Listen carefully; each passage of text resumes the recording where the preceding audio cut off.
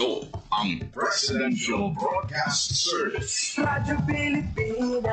Radyo Publiko ng Bagong Pilipinas para sa Bagong Pilipino. Naghahatid ng mahahalagang balita at impormasyon na guugnay ng pamahalaan sa sambayanan. Tulay sa himpapawid ng serbisyo publiko. Radyo Pilipinas. Radyo Publiko. Ang boses ng Pangulo. Sa Iloilo. Radyo Pilipinas. 585 AM. Philippine Standard Time, alas 10:11. Radio Journal. Drisa. Radyo Pilipinas.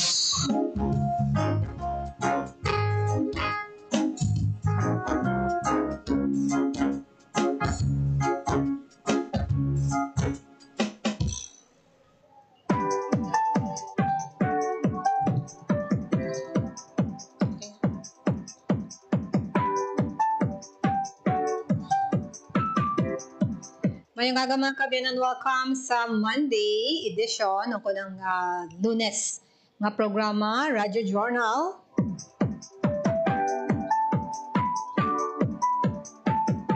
Bing pabiyonay ni for the Monday program.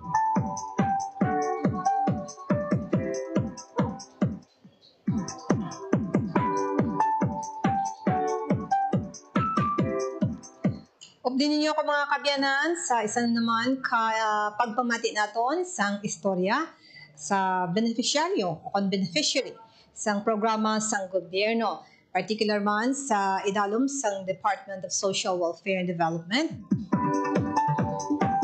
Ang programa ng Pantawid Pamilya Pilipino Program.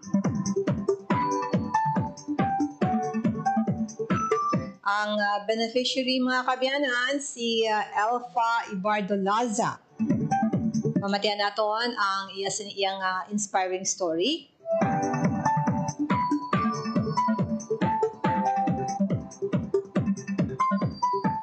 Ang mga inspirational story mga kabyanan, makuhaan natin sang leksyon and kung ano ang bulig na nahatag sang mga programa sang gobyerno mga kabyanan. Ang impact sini sa ila sini iyang kabuhi.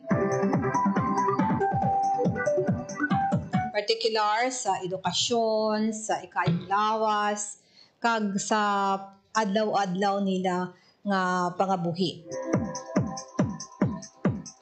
Hindi ko na pagpadugayin mga kabyanan ang ato sa iyang dinapit for this morning, si Elfa Ibardolaza. Yara siya sa aton nga linya, via phone kita.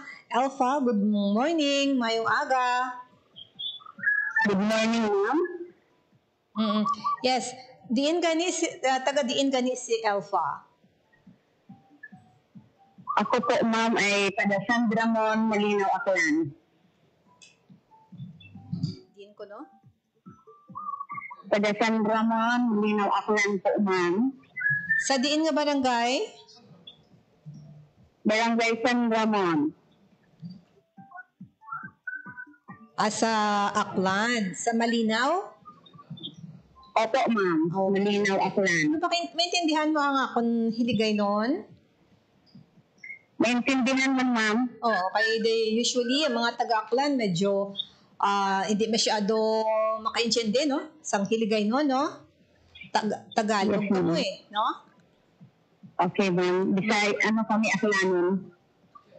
Oo, okay, ano eh. No? I mean, ang Tagalog ba lang mas, mas mahapos sa inyo intindihon ang Tagalog? Opo, ma'am. Pero kaintindi ka sa hiligay noon? Opo, ma'am. Nakaintindi rin po. Ano nga year ka mo, Elfa, nagsulod sa program, sa Pantawid Pamilya Pilipino Program? Bali, 2009 po, ma'am, kami gin-interview.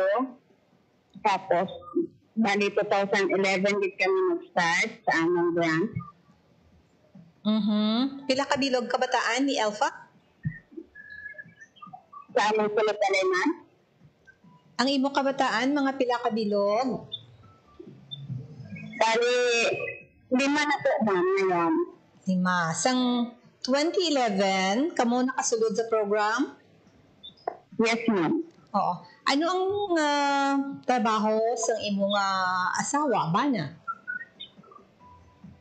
Ang trabaho ng asawa ko po ngayon, ma'am, ay siya po ay isang water refilling and delivery.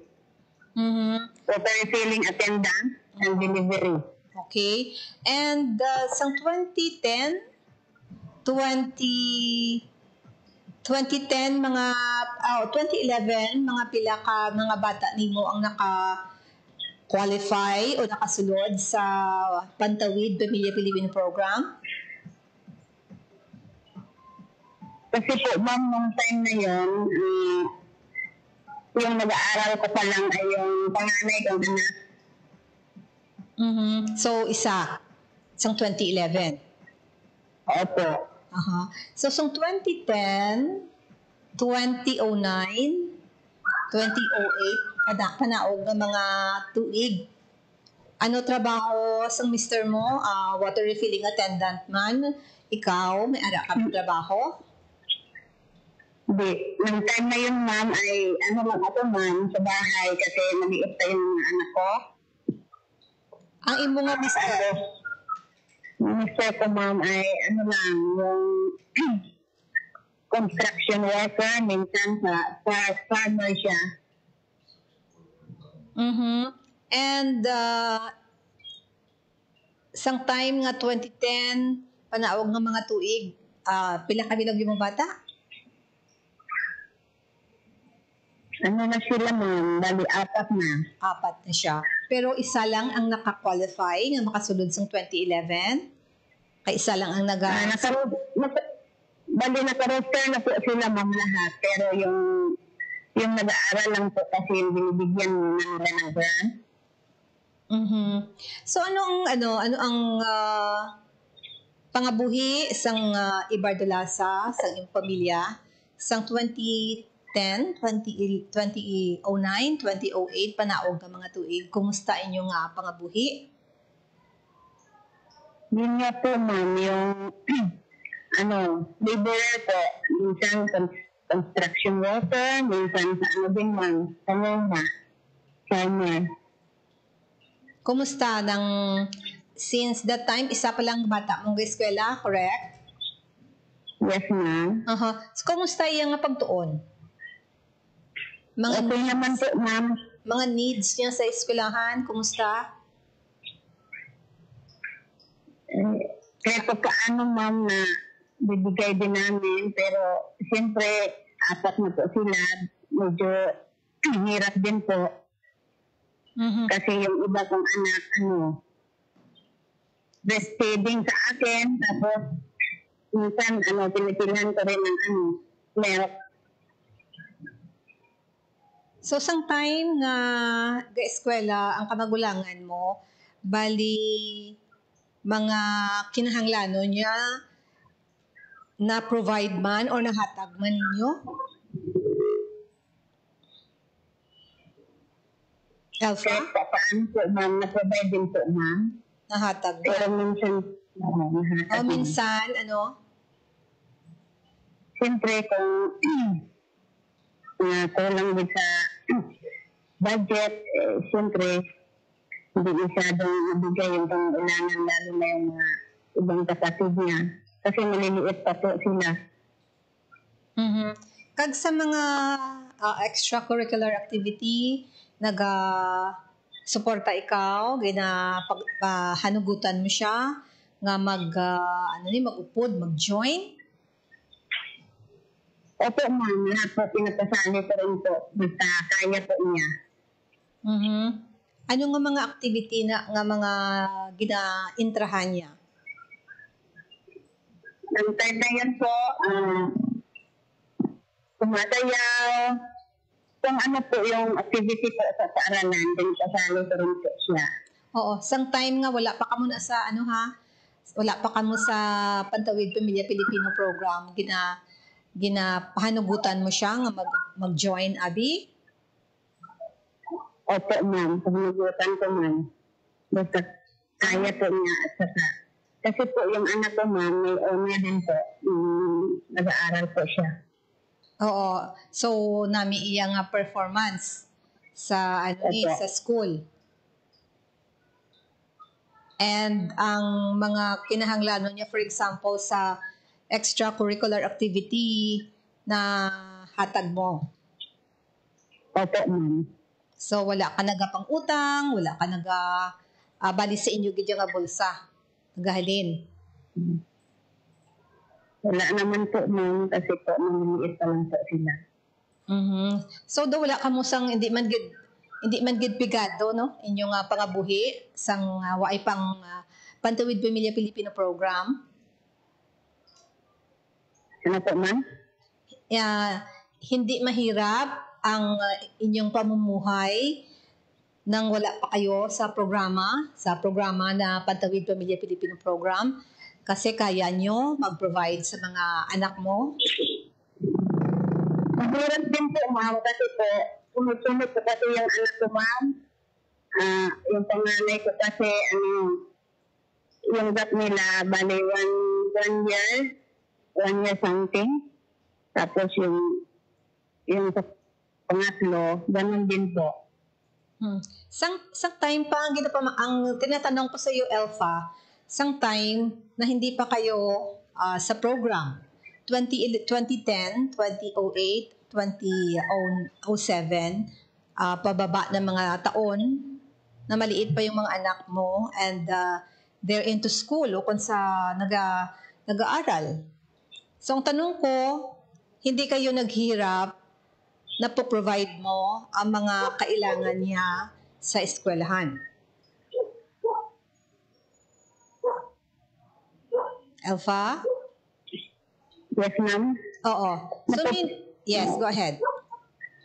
Okay. Napoprovide ko rin po, ma'am, kasi po, konti lang po naman yung gastusin pag, nasa grade 1 pa lang siya. Nahanapan din po namin ng paraan para magbigay po yung mga gastusin nila. Ano ang grade ng iyong panganay sang 2010? Noong 2010. Ano? Bali, 2000 po. 4 po kasi siya ipinanganak. Bali, 6 na taon gulang na po siya. Bali, grade 1 na po, ma'am. So 6 years old siya. So, anong mga experience mo or ng pamilya mo na siguro hindi mo malimutan na medyo nahihirapan ka nung wala pa yung programa? May story ka ba na pwede i-share before the program, before yung availment yun ng programa? Opo, ma'am. Hirapan po ako kasi po sa maliliit po sila. Minsan po yung sa pagkain po kasi siyempre apat po sila. Hirap po. Lalo na po kulang po yung sahod ng mister ko. Kunti lang po kasi noon. Kasi sa oras na yon, bali, per day lang po kasi dati, parang 150 lang. Kaya medyo mahirap kasi lahat nandyan. Bili ng bigas, mga pagkain na kailangan ng bata.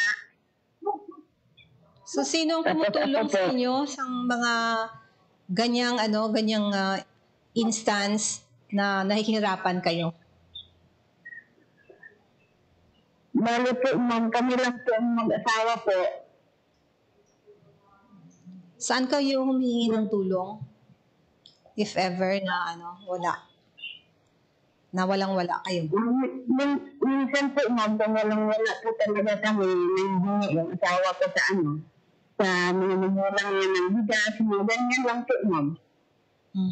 So, pero hindi ibig sabihin na pinaprovide kami. So, 2010, ilan na mga bata mo? Mga anak mo? Ilan na sila nung 2010? Ano na sila? 4 na. Maliliit pa, no? Opo. So, 2011, yun na yung time na nasa na kayo, no? Under the program of for peace, correct, Alpha? Opo, ma'am. So ano yung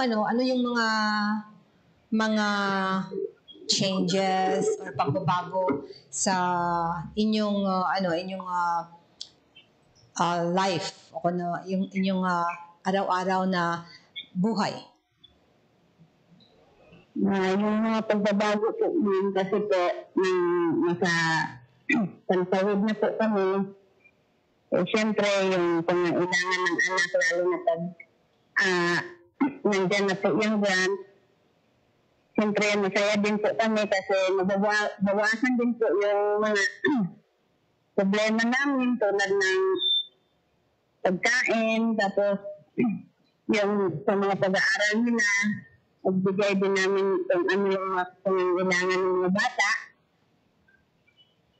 Yes. So prior ng official na under kayo sa program, may briefing or may mga dapat orientation na isinagawa para sa inyo?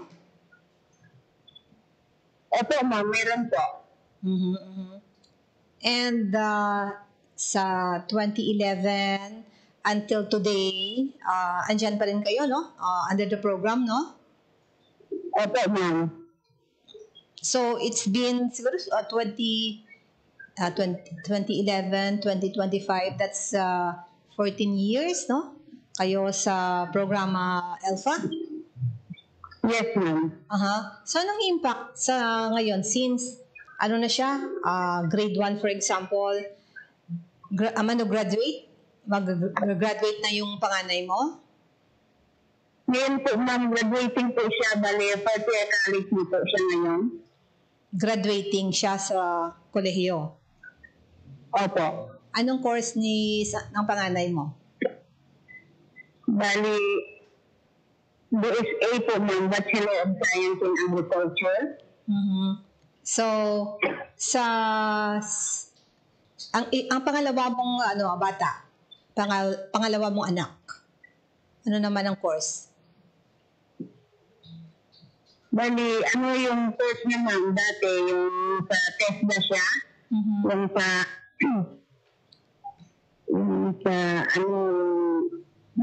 X-ray, ma'am, laboratory, yung offer ng TESDA, yung scholarship. And yung pangatlo, ano na yung year niya? Bali, ngayon po, ma'am, first year college nito, yung pangatlo po. Anong course naman niya? Bali, education po, ma'am, BPLM. Ang bunso is anong grade? Bali, yung pang-apat pa, ma'am, mayroon pa ako pang-apat na yung grade 11 na po ngayon. Okay. So, ilan na ngayon ang anak mo? 4, 5? Bali, 5 na po. 5. So, ang bunso is ilang taon? Yung bunso, magpa 5 years old po. Daycare po siya ngayon, ma'am. Okay. So, you've mentioned na nakatulong ang program. Pwede mo kami mabigyan ng example kung ano yung mga naitulong ng programa Alpha? Yes po, ma'am, yung programa po ng Pantawid Tunayang Pilipino program ay malaking tulong po sa amin. Lalong na po sa aking anak, sa kanilang pag-aaral. At malaking pasalamat ko po ay nakapasok kami sa programa. At hanggang ngayon po ay nandito pa rin kami. Ay malaking tulong talaga, ma'am, lalo na sa aming pang-araw-araw na pamumuhay. Ang panganay mo will be graduating next year? Yes, ma'am. Okay. Saan siya nag-aaral? Ma'am, sabi sa Banga, ma'am, sa Aklan State University ng campus. And nakakuha, it's free tuition lang naman dyan, di ba? Yes, ma'am. So, kayo na bahala sa mga miscellaneous, mga baon niya, no? Opo, ma'am. Tapos bibigyan ko siya. And yung pangalawa mo, you've mentioned, second year? Second year college? Bali, ang pangalawa ko po, ma'am, ay bali ngayon po, nag-stop po siya. So, sa TESDA naman siya, no? So, free din yun. So, sa TESDA po siya. So, that's very good, Guy. Ginagamit mo ang or tinutulungan ng gobyerno, no? Free tuition sa ASO and sa TESDA, no? Technical Education Skills Development Authority, ang mga bata mo, no? So, Elsa, magbalik kita ha, standby kita anay, no? Maghatag kita ligwa kay Presidente Ferdinand R. Marcos Jr. Ibalikan ko ikaw, no? Sa aton sa iya nga discussion, sa aton sa iya nga pag hinunanon sa imo tuhoy sa tuhoy diri sa may Pantawid Pamilya Pilipino program. So standby lang Elfa, maghatag na ako sang ligwa kay Presidente Ferdinand R. Marcos Jr. Okay po, ma'am. Ang aton sa nga pagtutok no, kay Presidente Ferdinand R. Marcos Jr.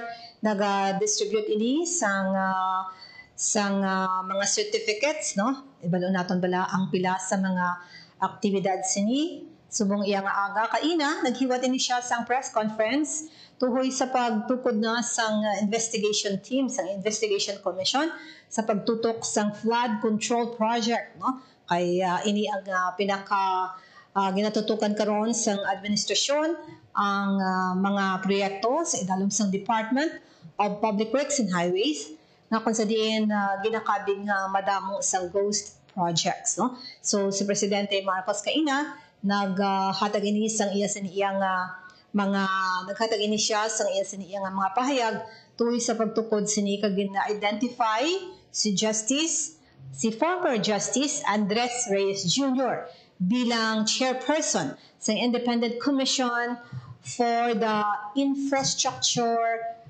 Commission mga kabyanan sa Infrastructure Investigation, no? Commission for Infrastructure Investigation. So, ang aton sinikita sa aton siniyang live stream sa Facebook page mga kabyanan sa mga nakatutok sa Facebook Live, no? Padayon ang distribution of certificates mga kabyanan ni Presidente Marcos sa mga benepisyaryo. Siyempre pa, no? Ang iyang mga programa sa idalom sang programa sang Presidente.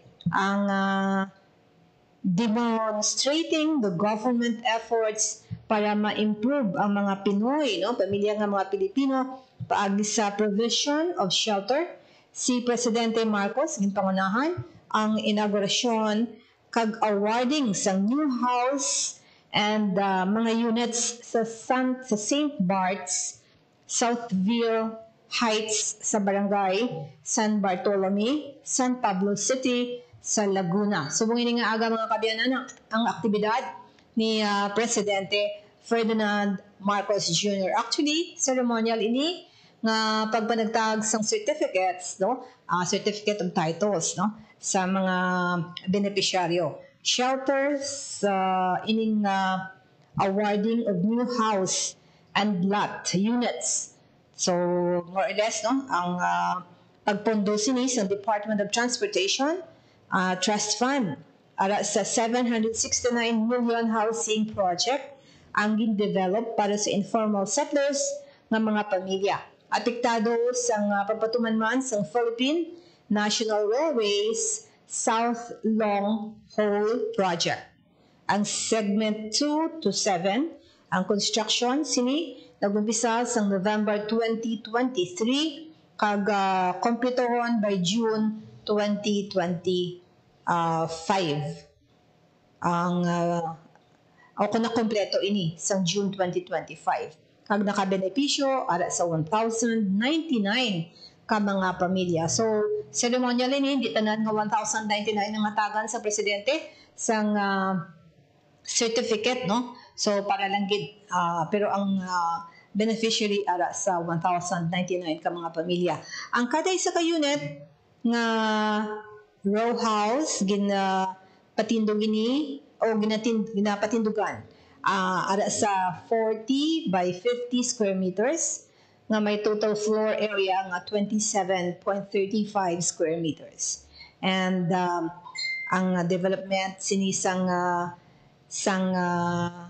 balay mga kabyanan, concrete road networks with sidewalks, curbs, gutters, kag underground reinforcement, concrete pipe, culvert drainage system. Level 3 individual water service connections, kag individual metal power. Si Presidente Ferdinand R. Marcos Jr. Tapos na bago panghapunan ninyo. Andito rin po, kasama po din natin Laguna 3rd District Representative Loreto Amante, the Laguna Governor Marisol Castillo Aragones Sampelo, San Pablo City Mayor Arcadio Gapangada Jr., National Housing Authority General Manager Joe Bentay, ating mga masisipag at magigiting na local government officials, at ang pinakamahalaga na nandito ngayon, ang mga benepisyaryo ng ating housing project na ating binuksan ngayong araw. Mga kapwa kong manggagawa sa pamahalaan, mga minamahal kong kababayan, magandang araw po sa inyong lahat.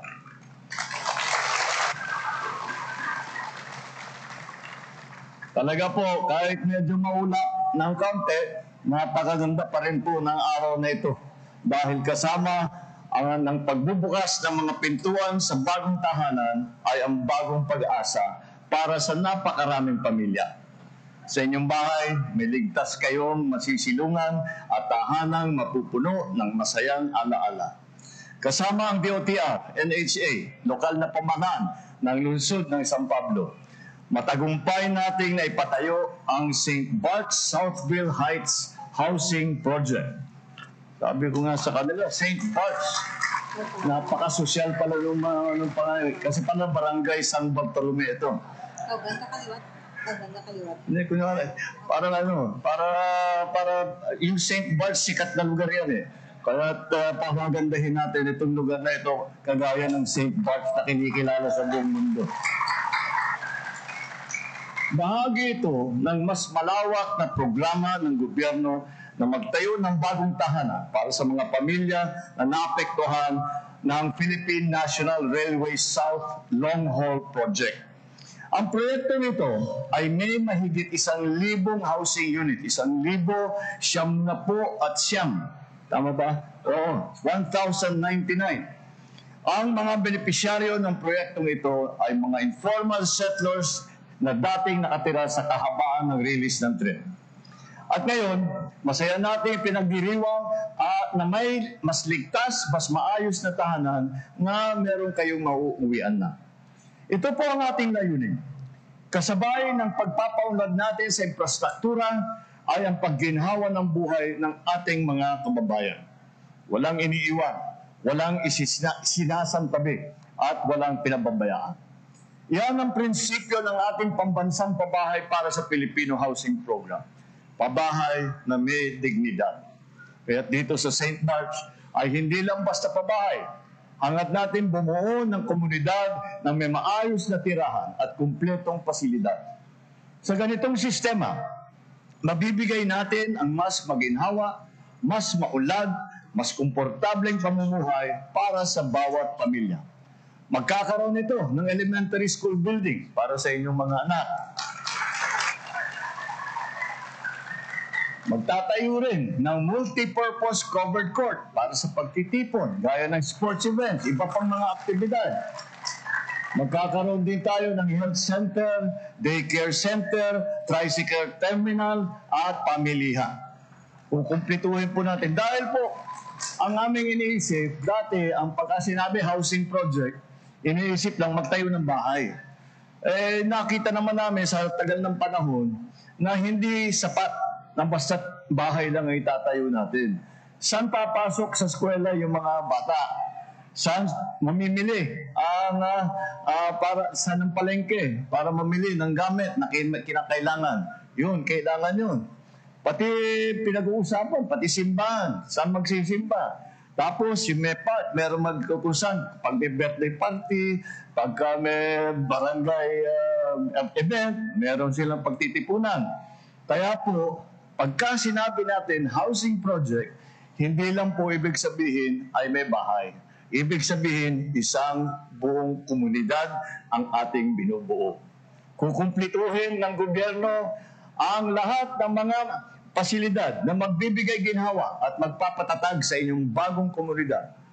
At para masiguro na tuloy-tuloy ang serbisyo ng pamahalaan sa sektor ng pabahay, dinagdaan ko ang Republic Act No. 12216 o National Housing Authority Act nitong nakaraang Mayo. Sa ilalim po nito, magpapatuloy ang paghahatid ng NHA ng pabahay sa susunod pang 25 taon. Dahil dito, mas maraming tahanan ang maitatayo, mas marami pang pamilya ang matutulungan, at mas maraming buhay ang magbabago. Ang pangarap at trabaho natin ay hindi natatapos sa isang proyekto. Kaya naman, inaasahan ko ang lahat ng ahensya ng pamahalaan nang magtulungan sa proyektong ito na bantayan at panatilihin ang kahusayan ng ating nagawa at maayos dito sa St. Bart's at sa iba pang mga housing project na sinisimulan natin. At sa ating mga minamahal na beneficiary, ngayon ay simula na ng bagong yugto ng inyong buhay. Yugto ng pag-asa, pagbangon at pagbabago. May tahanan na po kayong matatawag ninyong sarili ninyo, pag-aari ninyo. Kaya ang pakiusap na lang sa inyo, alagaan naman ninyo ang mga tahanang ito at mahalin ninyo ang inyong komunidad. Magtulungan at pairalin ang malasakit sa bawat isa. Panatilihing malinis, ligtas at maayos ang St. Bart's. Patunayan ninyo na kayo ay ang mga bagong Pilipino. Pilipinong disiplinado, mahusay at may pagmamahal sa bayan. Kaya naman, napakagandang masabi ko, welcome home. Maraming salamat po sa inyo lahat. Mabuhay po kayong lahat. Mabuhay ang bagong Pilipinas. Magandang tanghali po sa inyo lahat.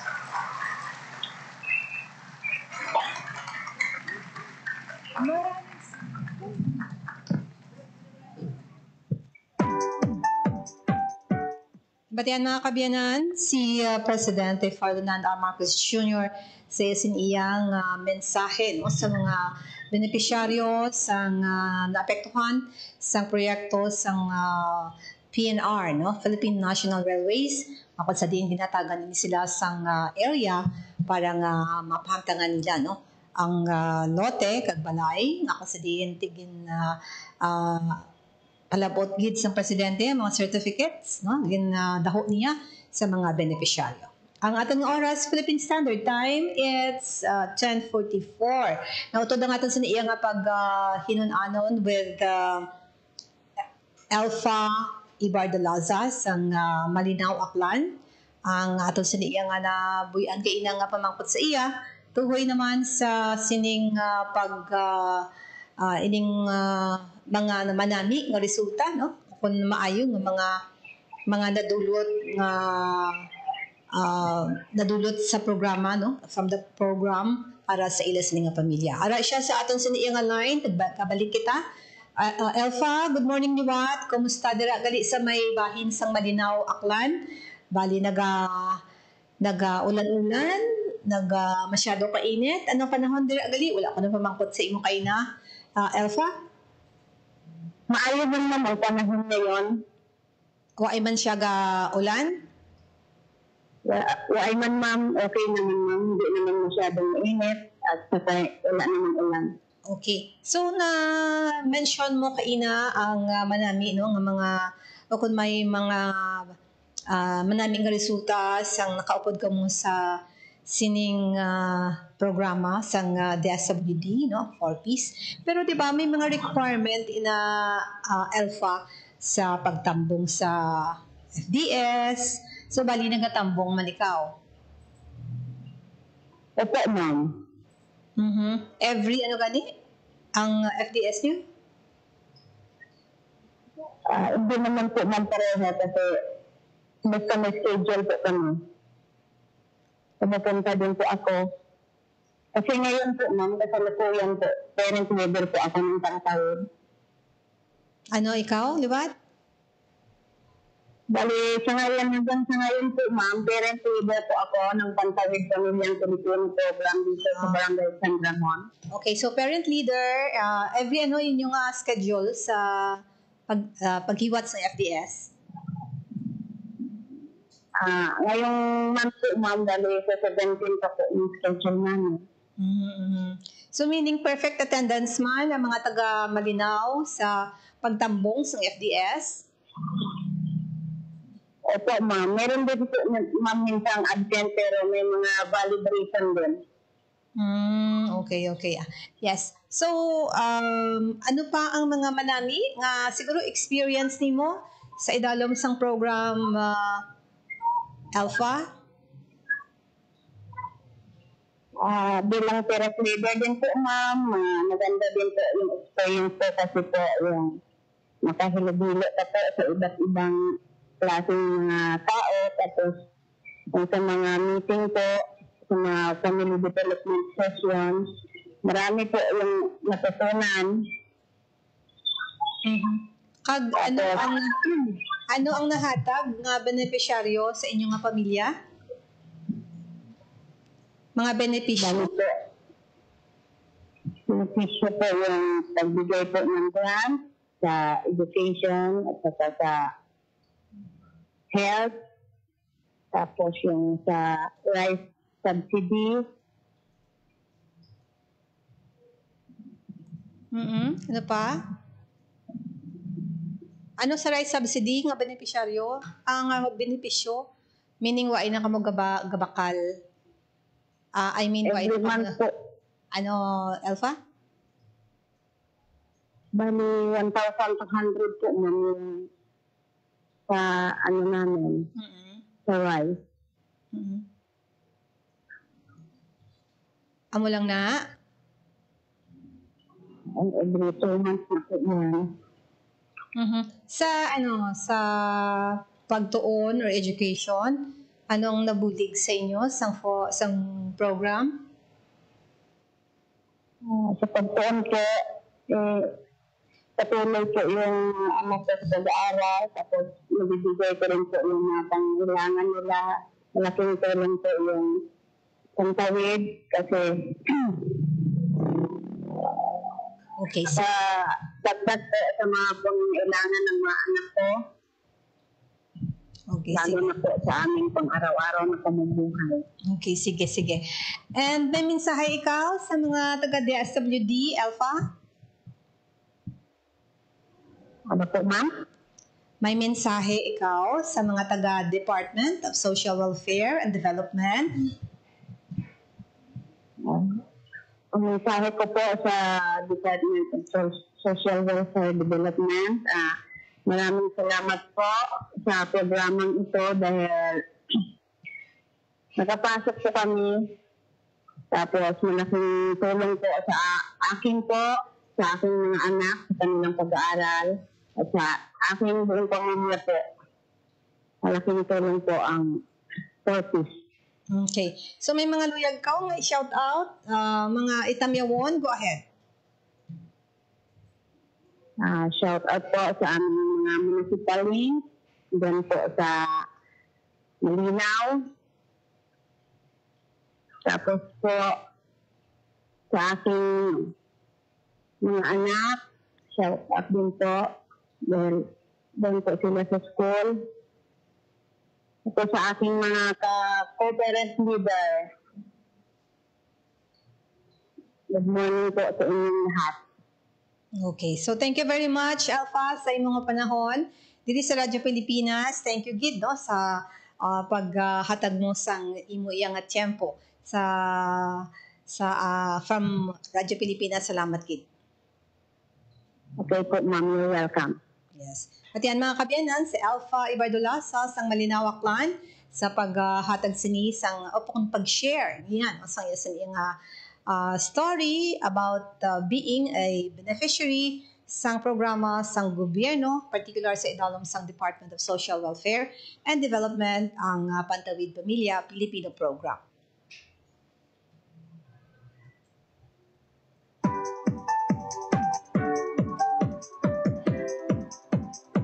So next time sa ato sini pagkitanay naman Monday morning no from 10 o'clock until 10:55 sa ato sa pangalaga diri sa programa. Sa alas 10:55 ang ato sini iya nga pagdulong sa inyo sa news update. Kag sa mga kaupod-danan ko sa technical side sa studio, si Alan Defante. Sa Vincent Transmitter, si Rochelle Jones Hotahero. Napasalamat po kita sa ating singa partner sa DSWD, sa idalom sang 4Ps, no? Sa ilas ng Information Officer, si Montesa Kaoyonan. Siyempre pa sa ilas ng director, regional directors, si RD Estember.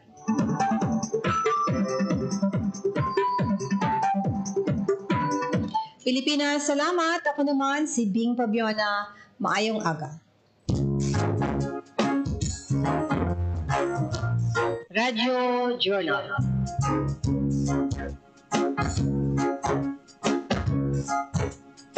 Ang inyong tulay sa himpapawid ng serbisyo publiko, ang Presidential Broadcast Service, Radyo Pilipinas, Radyo Publiko. Radyo Pilipinas. Radyo Publiko. Kinilala ng pang-international at prestigyosong Asia Pacific Broadcasting Plus Awards 2025 para sa kategorya ng Government Streaming. Ito ay dahil sa epektibo nitong pagsasanib ng mga tradisyonal na media tulad ng telebisyon, radyo at print para masabayan ang mabilis na pag-inog ng mundo ng digital at social media tungo sa mas epektibong paghahatid ng mahahalaga at napapanahong mga impormasyon sa mamamayang Pilipino. Kinilala rin ang Radyo Pilipinas dahil sa patuloy na pag-akyat ng rating. Ngayon ay matatag sa pang-4 na pwesto sa Mega Manila ayon sa pinakahuling Nielsen Radio Audience Measurement Survey. At sa social media, nakamit ang mahigit 2,000% pagtaas ng bilang ng mga sumusubaybay sa Radyo Pilipinas page sa unang bahagi ng 2025. Patunay ito na ang inyong Radyo Pilipinas Radyo Publiko ay tunay na kaagapay ng inyong pamahalaan sa paghahatid ng serbisyo sa mga mamamayang Pilipino. Mula sa aming lahat, sa ngalan ng inyong pamunuan at mga kawani ng Presidential Broadcast Service, kasama ang inyong mga himpilan ng Radyo Pilipinas sa buong kapuluan. Maraming salamat po sa inyong lahat, sa inyong pagtangkilik at pagkilala. Radyo Pilipinas. Radyo Publiko. Radyo Pilipinas. Radyo Publiko. Radyo Pilipinas.